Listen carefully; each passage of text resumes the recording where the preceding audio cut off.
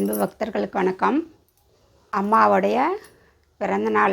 அம்மா இன்றைக்கி பூமியில் அவதரித்த நாள். இந்த நாளை தான் நம்ம ஆடிப்பூரமாக கொண்டாடுறோம். இந்த ஆடிப்பூர திருநாளில் எல்லாருக்கும் அம்மா இந்த பூமியை காத்து ரசிக்கவும் எதுக்காக அவதரித்தாங்க இந்த பூமியில் அப்படின்னா, இப்போ இந்த பூமியில் தீய சக்திகளை அழித்து நம்மளையெல்லாம் காப்பாற்ற தான் அம்மா இன்றைக்கி இந்த பூமியில் அவதரித்தாங்க. இந்த பிறந்தநாளை தான் நம்ம அனைவரும், உலக மக்கள் யாவரும் எல்லோருமே நம்ம அம்மாவுக்கு திருநாளாக கொண்டாடுறோம். ஆண்டாள் பெருமாளை திருமணம் செய்துட்டு மகாலட்சுமி அவதாரத்தில் தான் அவங்க மானிட பெண்ணாக பிறந்து வாழ்ந்து அம்மா ஐயாவை போய் சேர்ந்து அடைந்த நாள். அம்மா பெருமாளை கல்யாணம் பண்ண நாள்.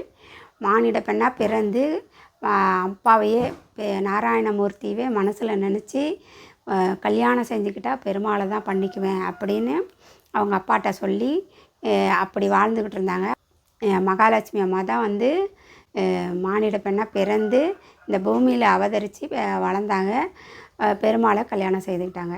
அந்த திருநாள் தான் இன்றைக்கி ரொம்ப திருநாள். இந்த பிறந்த நாள் தான் அதுக்கு உதாரணம். அப்படி ரொம்ப அற்புதமான நாள். அதுவும் ஒரு விஷயம். இன்னொன்று என்னென்னா, அம்மா அவதரித்த நாள் இந்த பூமியையும் காப்பாற்ற வந்த நாளாக தான் இருக்குது. இந்த பூமியில் தீய சக்திகளை அழித்து மக்களை நம்மளையெல்லாம் காப்பாற்ற பொன்னான நாள் இந்த நாள், அம்மா பிறந்த நாள். இந்த பிறந்த நாளாகிய அந்த பொன்னாளில் உலகத்தில் என்னென்ன விசேஷம் நடக்குதுன்னா ரொம்ப சிறந்ததாக இருக்குது. ரொம்ப சந்தோஷமாகவும் இருக்குது எனக்கு. அம்மாவுக்கு காலையில் யாக பூஜைகள்லாம் ஆலயத்தில் வச்சுருக்காங்க.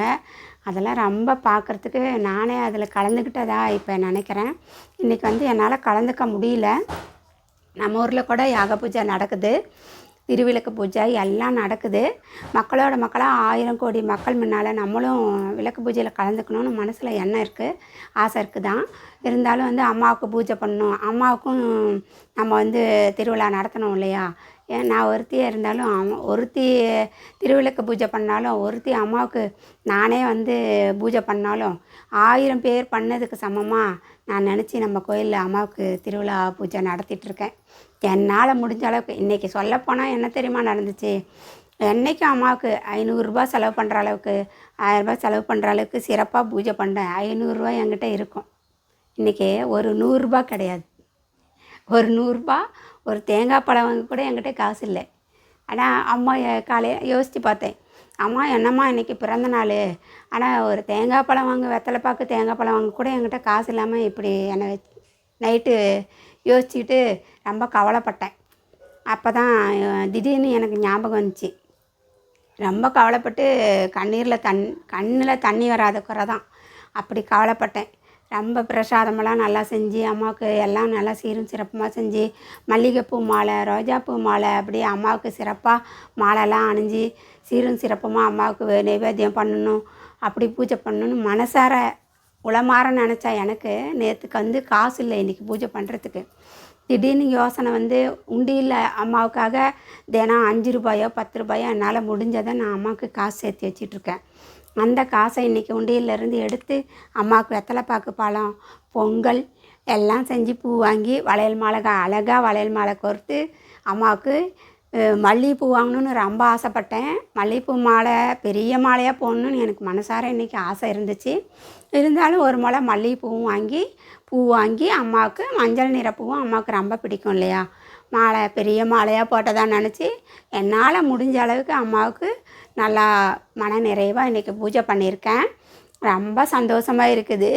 இந்த பூஜை சீரும் சிறப்புமாக பொங்கல் வச்சு அம்மாவுக்கு ஒரு பக்தரும் அம்மாவுக்கு வெத்தலை பாக்கு, வளையல், அப்புறம் கேசரி பிரசாதம் செஞ்சு கொண்டு கொடுத்தாங்க.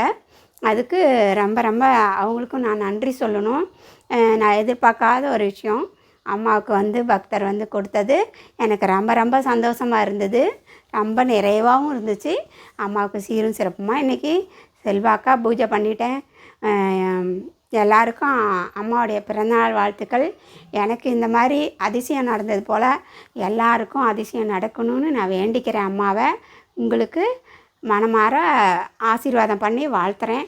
ஓம் சக்தி பராசக்தி. எல்லோரும் நல்லா இருக்கணும், நானும் நல்லா இருக்கணும், எல்லாரும் நல்லா இருக்கணும். இந்த புவியும் இந்த உலகமும் தீமைகள் அழிந்து கடவுளோட அருள் பெற்று நம்ம எல்லாரும் நல்லா இருக்கணும். ஓம் சக்தி பராசக்தி, ஓம் சக்தி பராசக்தி, ஓம் சக்தி பராசக்தி.